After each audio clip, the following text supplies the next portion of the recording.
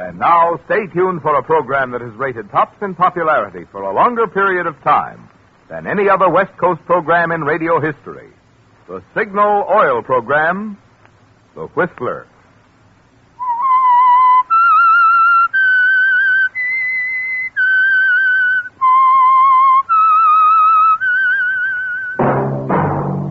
Signal, the famous Go Farther gasoline, invites you to sit back and enjoy another strange story by The Whistler.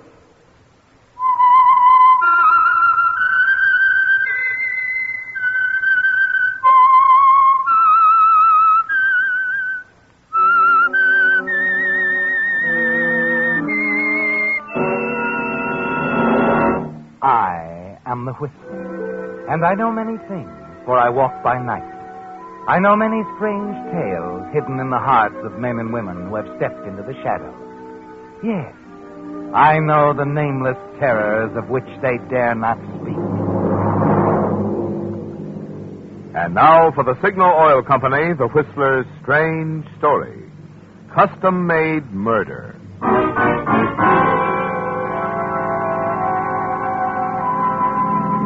David Price gripped the wheel of his speeding automobile firmly, and the grim set of his jaw matched the tightly building pressure within. He was oblivious to the heavy rain splattering against the windshield, oblivious to the danger of the storm-swept highway. He was too preoccupied with the anger welling around inside him. Anger at his wife's older sister, Harriet, just arrived for one of her frequent visits, and her brilliant success in the style world. David could accept Harriet's money. In fact, he often did, in generous amounts. But he couldn't accept her, even for a short time. Harriet had always wanted David's wife, Margaret, to exploit her skill as a designer, or so she said.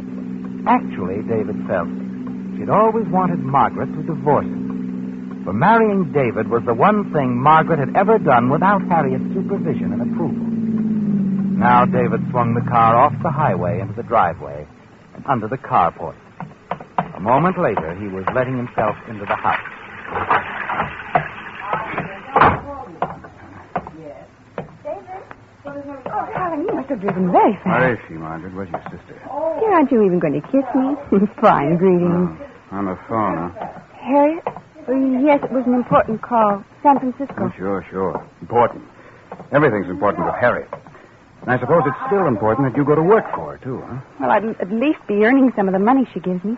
Well, you always have to bring that up. You bring it up whenever you need anything. And you can certainly afford to be nice to her, especially since she's only here for such a short time. Only as short a time as I'd like. Oh, come on, David, forget it. She'll only be here a few days. Sit down. I'll pour you a drink. All fixed, huh? And martinis, Harriet's favorite.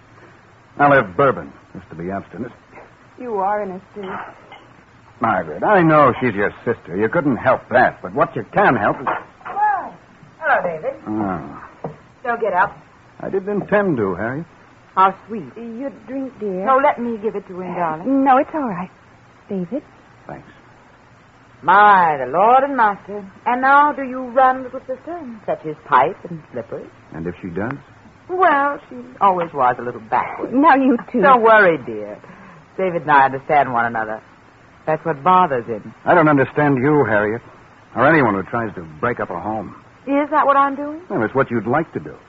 Only I'm not the type to stand by and watch. No. I'm aware of your type, David. The big driving male, the burly one, bull in a china shop. Cut it out, Harriet. I can take so much. And then the big masculine one starts breaking things. Maybe. I'd like to break your neck sometime. David. It's all right, Margaret. Like I've always said, he's plain speaking.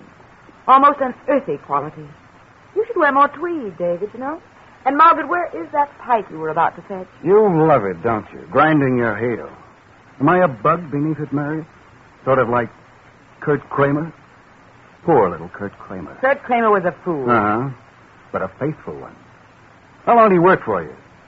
16 years, wasn't it? And his reward? David, you know perfectly well that Kurt Kramer was a criminal. My sister did nothing more than any employer would have done. Kramer was entrusted with company funds, David. Everything I said was true. Yes. You're careful that way. It's probably true that Margaret should take up designing again. but it's scarcely necessary for her to leave her home and husband to do it. You don't even try to understand, do you, David? For just one instant, you might consider Margaret. They're not exactly rolling in wealth, Oh, she doesn't need my money. She has you. Let me finish. Margaret could have 4, 5 times as much if she came to work with me. And more than that, as much as it displeases me, I just may not live forever. I'm older than you two. Margaret should know something about the business she'll inherit. The move to San Francisco is just the beginning. Eventually she'll... Stop it, Harriet. Both of you stop it, please. Stop shouting at one another. And stop acting as if I had nothing to say about this whole thing. Margaret, I'm sorry, Harriet, but I do want to try to make this decision independently. Independent of both of you. No, we'll see about that. But I'm telling you, Harriet, it won't work. Because like you say, I'm the driving male, the bull in the china shop. I won't stop smashing things until I'm certain my wife is going to remain my wife. a very noble... And my way is to beat you at every turn of the game. A challenge? Take it any way you like.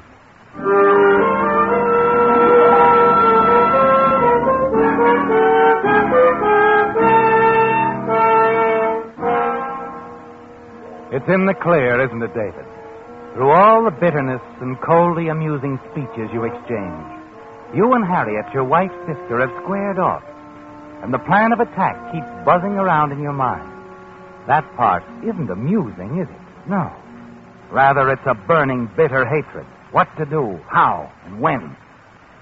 And the knowledge that now, more than ever, Harriet will do her best to separate you and Margaret sharpens your fury to a fine point.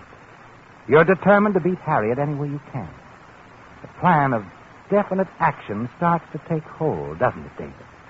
And the following day at the office, it dominates your thoughts. Well, Mr. Price, Yes? there's someone here to see you. Oh. Right out here, Mr. Price.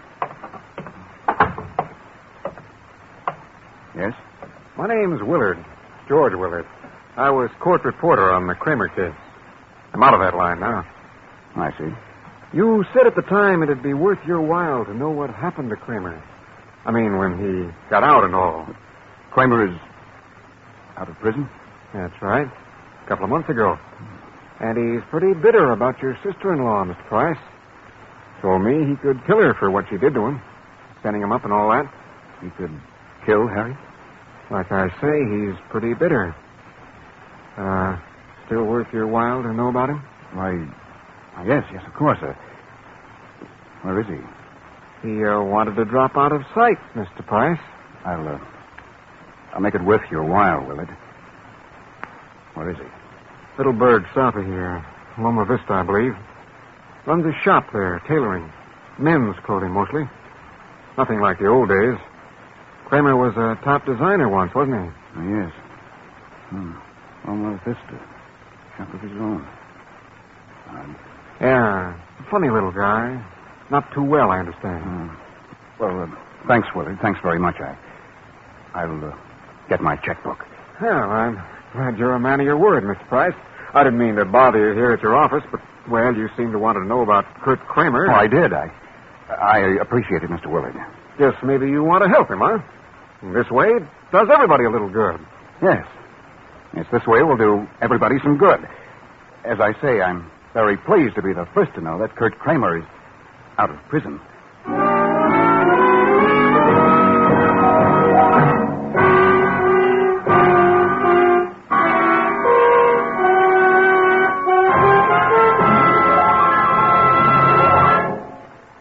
You folks who listen to the Whistler regularly have heard me get enthusiastic about Signal Ethyl, the premium grade of Signal's famous Go Farther gasoline.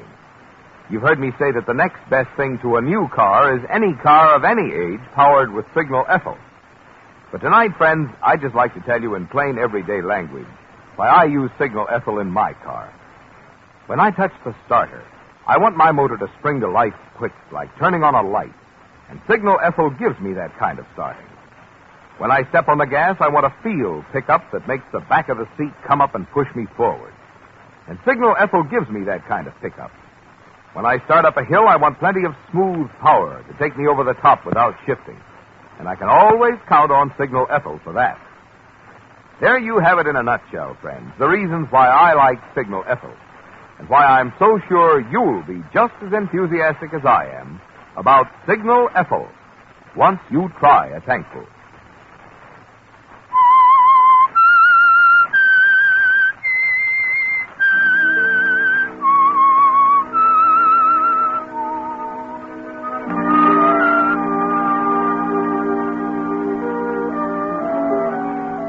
It's interesting, isn't it, David, how a few hours a day can change things so.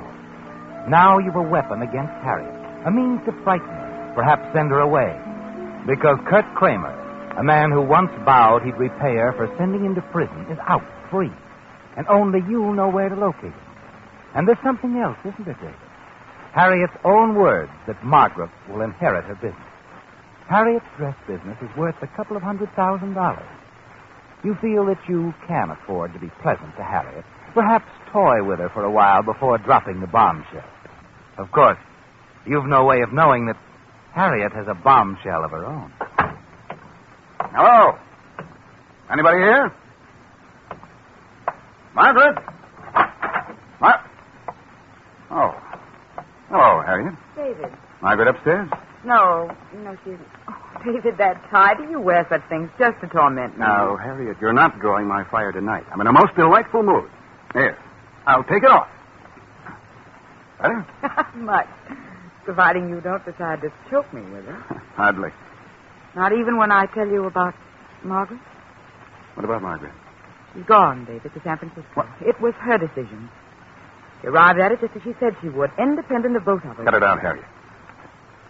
I can't believe it. She'd go without telling me. She left you this note. Hmm. I'd sort of like to know what it says, too. You probably dictated it. David. Okay. I'll go along with a gag. She says as if you didn't know. Dear David, I thought leaving this way was best. I'm a little weary of angry words. I decided that going to San Francisco is the wise thing for me to do. How permanent this move will be is something I can't predict right now. When I've reached that decision, I'll let you know. The only thing I'm certain of at the moment is that I do want to go. See whether I'm really a good designer or not, Margaret. Now, David, Get it, Harriet. But you're angry at me. You could strangle me, I know it. No, Harriet. I was surprised for you. All right, it was a shock. But I'm not angry. What did you say? I'm not angry. Maybe it's best this way. I'll take my chances with Margaret. If this is what she wants, she's entitled to it. She really cares for me to come back. Well, you do amaze me, David. You really do. Now, forget it. I'm tired. I'm going to turn in. See you tomorrow, Harriet. Maybe I could take you out to dinner. I'd love it. Just the novelty of it. Good night, Harriet.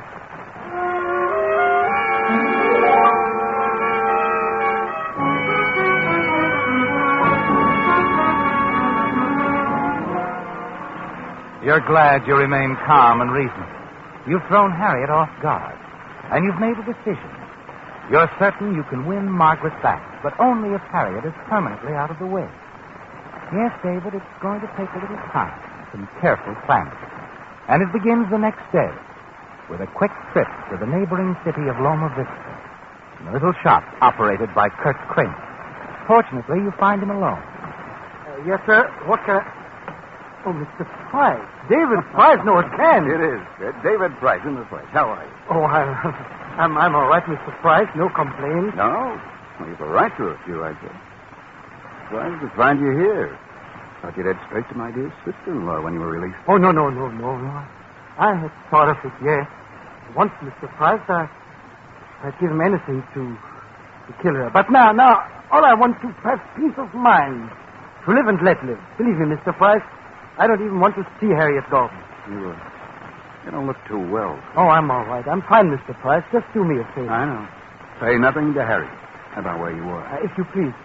I don't want any more trouble. And your career? I'm out of prison. That's all I want right now. If you excuse me, Mr. Price, I have a suit pattern to lay out a rush job. Of course. Go ahead, Kurt. Good luck, and I'll say nothing. Thank you. Thank you, Mr. Price. You always were all right. Forget it, Kurt.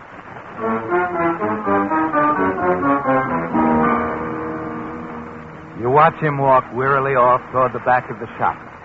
And you start away yourself, And then your eyes fasten on something. A huge, shiny pair of tailor's shears lying on a table with some bolts of cloth and a tape measure. Quickly, you reach out, slip the big shears under your overcoat, and leave the shop. Now you know exactly what you're going to do, don't you, David?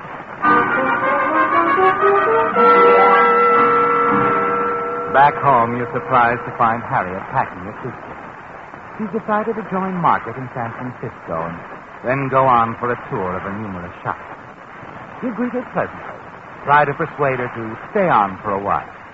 When she refuses, you drop the bombshell. You know, Harriet, I saw an old friend of yours today. Oh? Mm-hmm. Kurt Kramer. What? He's out of prison. Been out for a couple of months. Kramer. I wonder why no one told me. He's been very quiet about it all. You talked to him?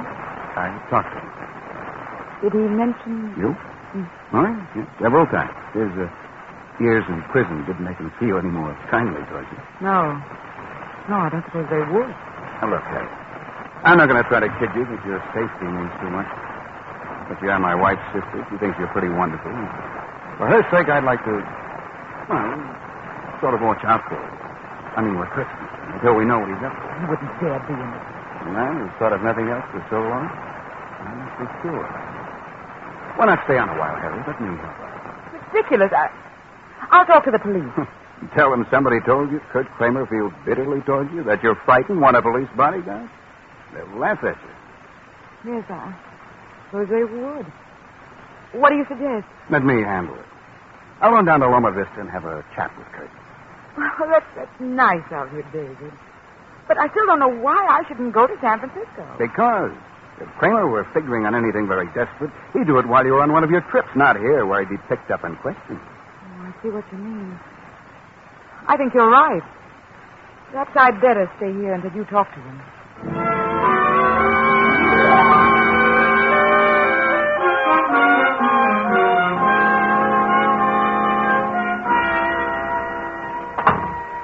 Oh, Mr. Price, you're back. Yes, I'm back. Thought I'd better come down and warn you. Oh? Yes, it's about Harry. She knows where you are. Oh, I didn't tell her. She knows about the shop and house. I see. And you can expect a visit from her. For all I know, she may be on her way down here now. She's up to no good, Kurt. I'm certain she intends to run you out of business. Run me out of business? She'll be too late. What do you mean? Oh, I'm quitting. Didn't you notice the signs on the front window? No, as a matter of fact, I didn't know it. Oh, I'm closing out, Mr. Price. Finished. That's too bad, Kurt. Harriet will be very disappointed to hear about it, I'm sure. Very disappointed. Yes, you'll be sure. Mr. Price, would you do me a favor? Of course. Here, take it. It's the key to my shop. Give it to her with my compliments. Really? Kurt, you... I mean it. Give her the key. You can have it all. I told you before, Mr. Price, I want peace of mind, and I'm going to get it. I'm leaving town tonight on the 10 o'clock train. And you can give Harriet a message for me. Yes? Tell her she might as well forget about me, because she'll never find me. I'm going a long way from here, and I'm never coming back.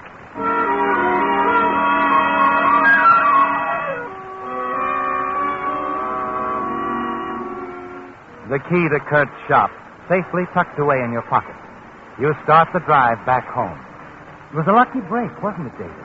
Getting the key so easily. And now you know that Kurt intends to leave town on the 10 o'clock train. It fits your plan perfectly, doesn't it, David? It's early evening when you arrive at the house. Find Harriet in the living room waiting for you. Did you see Kramer, David? Yes, I saw him. We had quite a chat. Well? Now he wants to see you. Oh, does he? Well, I don't want to see him. I think you should. Get it over with, I say, once and for all. I'll go with you. What does he want? I don't know. Can't quite make him out. He seemed to have changed since my first talk with him.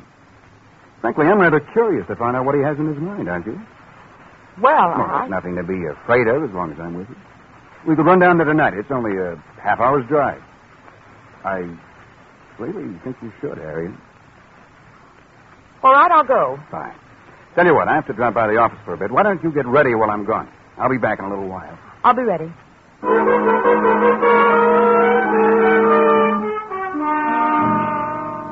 Her curiosity is aroused, isn't it, David? As you knew it would be. And now you hurry from the house. But instead of driving to your office, you turn off at the railroad depot. Chat pointedly with Sam at the ticket window. Then buy a ticket for San Francisco on the Streamliner, leaving later in the evening. And there it is, David. Another key step in your plan accomplished. As you drive home, you glance at your watch, 7:45. It'll all be over soon, won't it, David? Yes, Harriet will be dead. And your wife, Margaret, is sole heir to her successful chain of dress shops. You'll kill Harriet around 9:30. And Kurt Kramer's sudden departure from town a half hour later on the 10 o'clock train will look like he's running away after killing her. You've planned the timing perfectly, haven't you, David? And when it's over, you'll take a plane to San Francisco and Margaret. Arrive there a few minutes before the Streamliner. You manage a confident smile as you reach home and enter the house. Harriet? Harriet? In here, David. Oh. Well, I said I'd be back in a little while. I've changed my mind, David. I'm not going to see Kramer. He wants to talk to me. You can come to see me. Well, Harriet, I think you ought to give him I a said chance. I'm not going, David. That's final.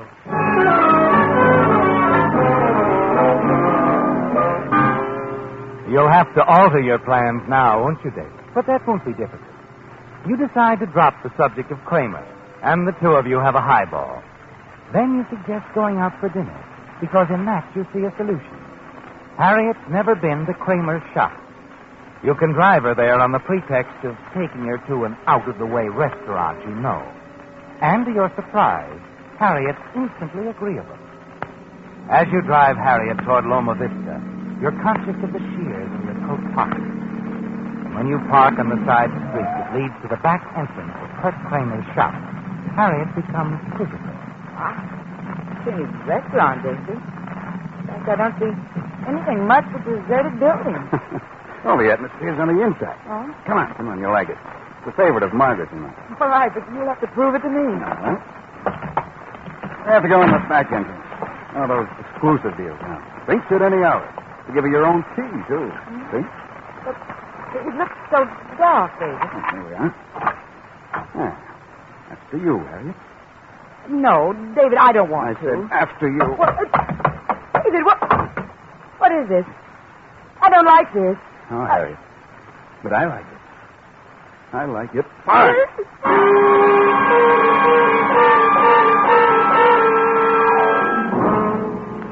It's done, isn't it, David? You've killed Harriet and dropped Kurt Kramer's shears, your fingerprints wiped clean, on the floor beside her. A beam of light from the front of the shop highlights one of Kramer's signs on the wall behind Harriet's body. Quitting for good. How apropos, Harriet. How apropos.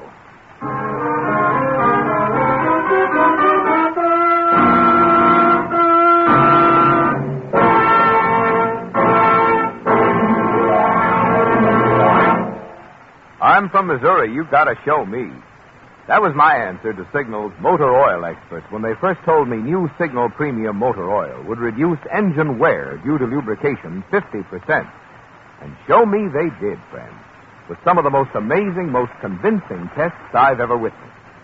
On scientific devices, they showed me how some motor oils break down and permit damaging wear inside an engine, wear that causes engines to lose pep and power, causes them to eat oil and need expensive motor overhauls.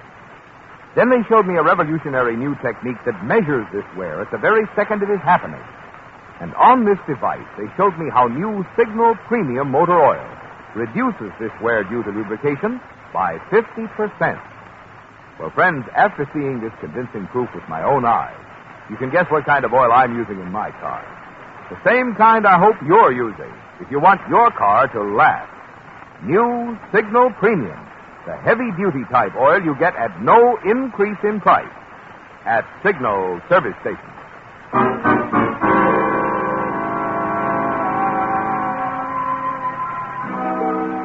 It's done, isn't it, David? You've killed Harriet, and now you're leaving her in Kramer's shop. His scissors, the murder weapon, close to the body.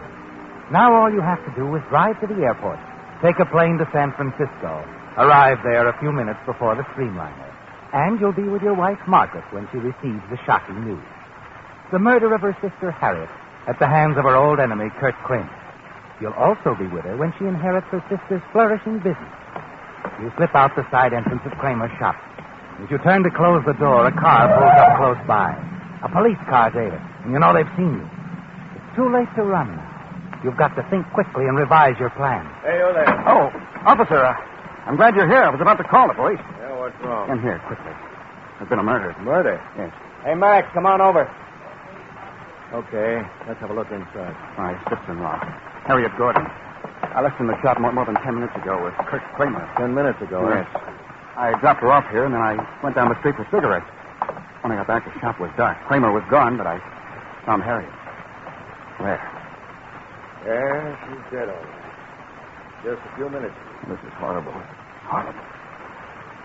That Kramer, he must have hated her worse than I thought. Speaking of Kramer. What? Oh, why, Mr. Price. Kramer! Recognize this woman, Mr. Kramer? Harriet. That's Harriet Gordon. That's the woman who called us late this afternoon. Told us you'd threatened her life. But I've told you, I didn't threaten her, officer. Mr. Price has warned me about Harriet. Said she planned to run me out of business. Oh, he threatened her, all right, officer. I heard him. Miss Gordon told us Kramer hadn't made the threat to her in person. You must have told her about them. Naturally, to warn her. I see. And you say you left Harriet Gordon here with Kurt Kramer 10 minutes ago, don't you? Yes. You saw them together? Well, of course. Kramer opened the door when Harriet entered the shop. I'm afraid not, Mr. Price. Looks like you've got some explaining to do. Because of your warning, your sister-in-law called us. We decided we'd better ask Mr. Kramer a few questions. So we picked him up an hour ago. And he's been with us ever since.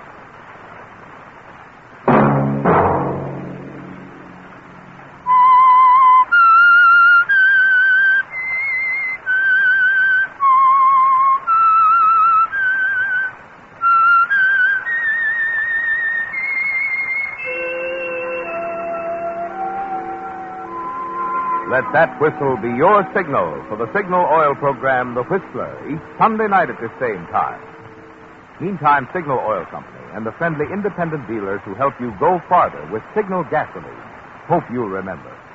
Regardless of what gasoline you use, you'll enjoy more miles of happy driving if you drive at sensible speeds, obey traffic regulations, and avoid taking chances. You may even save a life, possibly your own. Featured in tonight's story were Bill Forman, Betty Lou Gerson, John Stevenson, Alice Backus, Fritz Feld, Charles Steele, and Byron Kane. The Whistler was produced and directed by George W. Allen, with story by Joel Malone, music by Wilbur Hatch, and was transmitted to our troops overseas by the Armed Forces Radio Service. The Whistler is entirely fictional, and all characters portrayed on The Whistler are also fictional. Any similarity of names or resemblance to persons living or dead is purely coincidental. Remember, at the same time next Sunday, The Whistler will bring you another strange story, Seattle Takes 3, in which an advertisement for 3 passengers to Seattle leads to a double murder and the solution of a robbery. Marvin Miller speaking for the Signal Oil Company. Stay tuned now for Our Miss Brooks, starring Eve Arden, which follows immediately over most of these stations. This is CBS, the Columbia Broadcasting System.